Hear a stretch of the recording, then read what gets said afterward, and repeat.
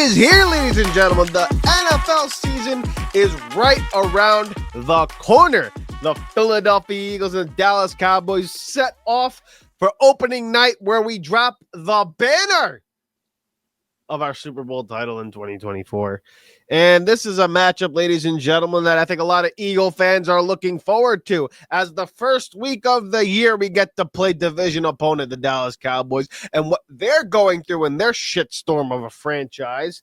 Because, listen, I haven't talked about it since it happened, but the fact they traded Micah Parsons to the Green Bay Packers just shows that this organization, one, is punting on the year. That's what I believe. I think when you get rid of a player like that, albeit he's not very effective against the run, I understand that, but that is still a top 5 pass rusher, one of the better defensive players in the National Football League. And the Dallas Cowboys, because they couldn't figure out how to pay the man the money that he deserves, they decided to trade him in conference for a little bit of a questionable haul. Now, I get it.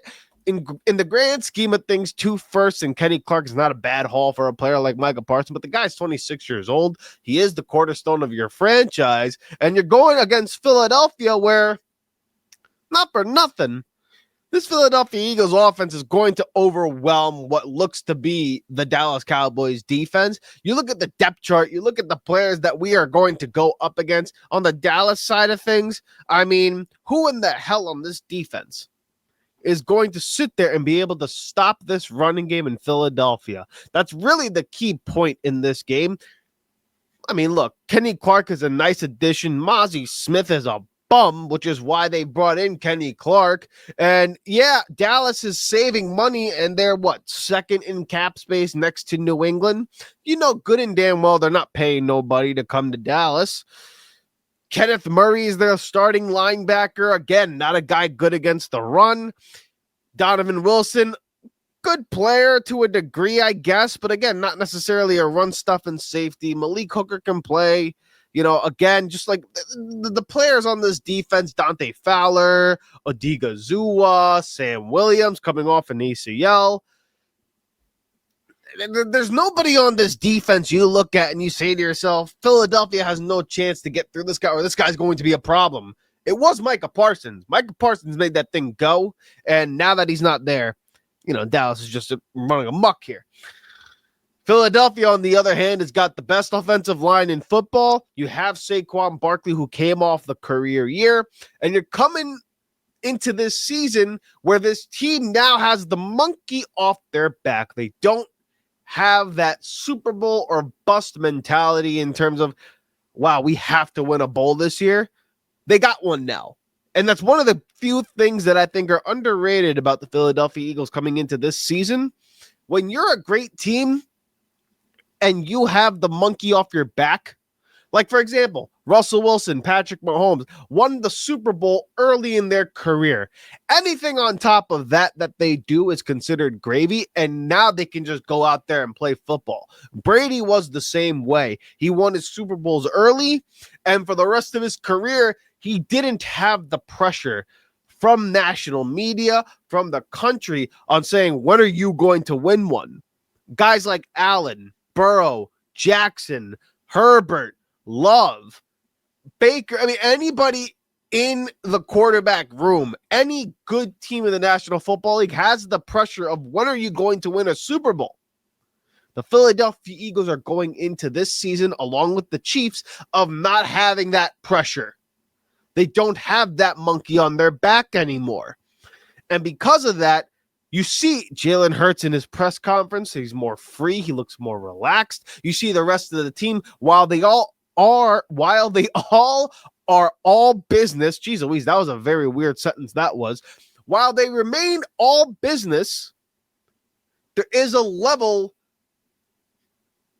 I don't know, just an acceptance, there's a lightness to them that other teams don't have. And because of that, you can maybe use that as a reason why whatever questions Philadelphia may have going into this game, in particular going into the season, you can kind of hold off and give them the equity of, I need to see it to believe it, in terms of them collapsing or them falling on their face once again in the NFC.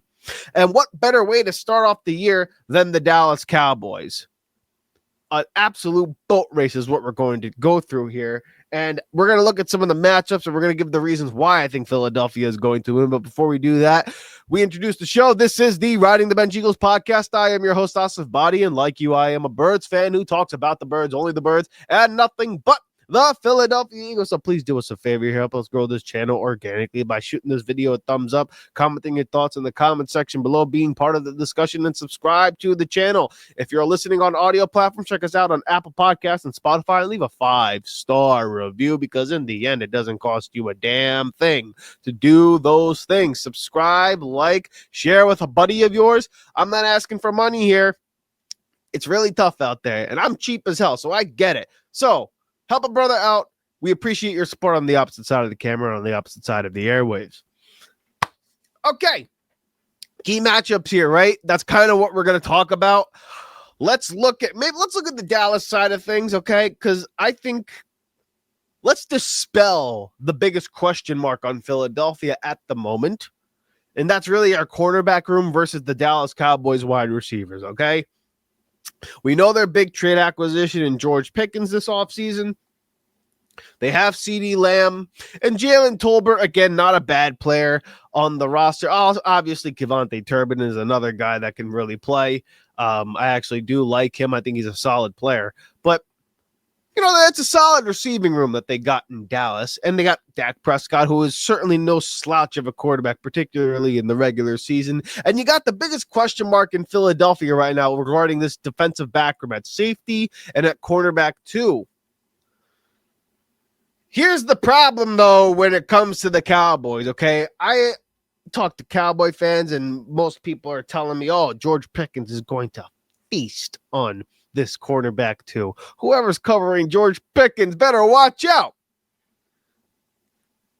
Now, while I believe George Pickens is a very talented player, I actually like his talent. I know the guy, I mean, like, I shouldn't say that I know this because this isn't a medical diagnosis, ladies and gentlemen. I'm talking about his temperament. The kid's bipolar. One minute he's cool, the other minute he's not. A typical diva wide receiver. And there's a reason Pittsburgh got rid of him, ladies and gentlemen. Well, let's just be real. They got rid of him for a bag of chips and a sack of cherries. Okay? And he's a talented player. When you have the temperament like George Pickens and you have only the big playability of the spectacular catch, because he is a spectacular catch type of guy, and he is a good deep threat because of his size and because of his lankiness. But outside of that, he's not running the tree on you. He's not a route runner. He's not a super technical wide receiver. He's not a guy that's going to be able to diagnose a zone and find the open spot underneath. That's not his game. He's a big play, big receiver, spectacular catch kind of guy. Now, let me ask you this, Philadelphia Eagle fans. If there's one thing about Kelee Ringo, the weakness on our defense, and again, I don't know if he's starting this week. He may start this week. And my point being is, I think he can start this week and be just fine for this very reason right here. What is the one thing you've noticed with Kelee Ringo in the preseason games? The guys who give him the most trouble are usually quick, fast, shifty guys.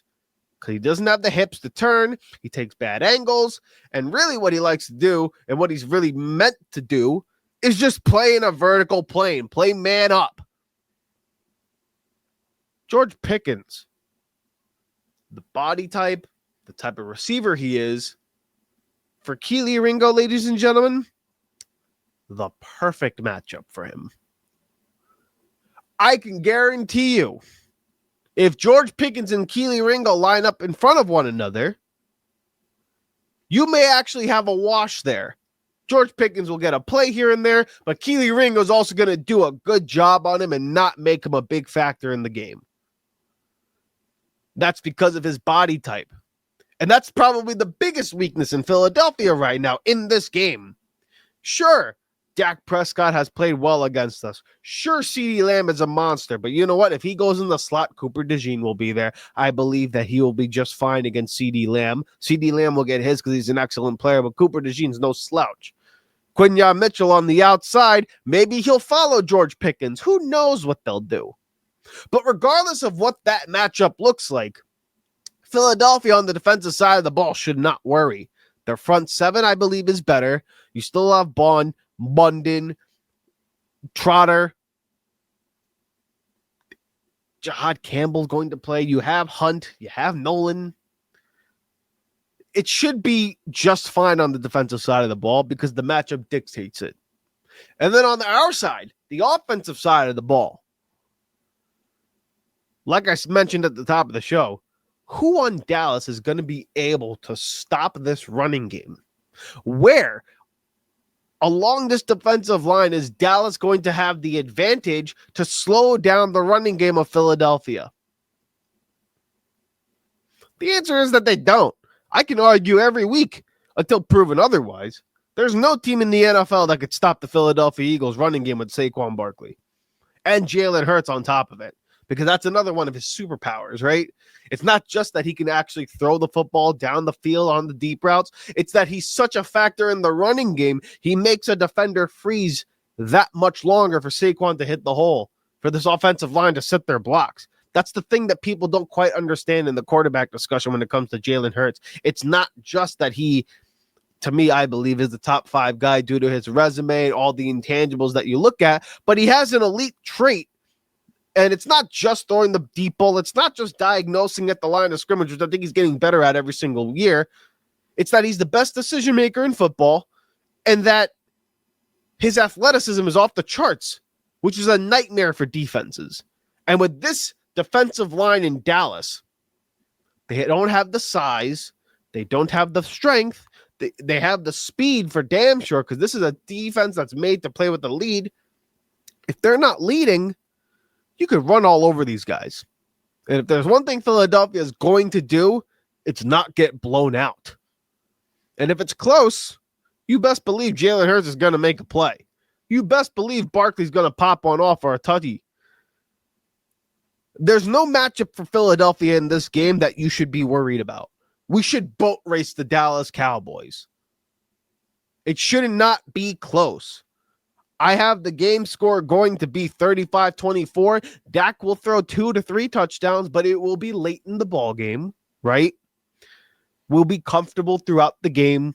We'll be in total control because, quite frankly, on paper, we outmatch them. Now, you have to respect Dallas. You can't sleep on them because they are a division opponent. Dak Prescott is good. Ceedee Lamb is good. George Pickens is good. Okay?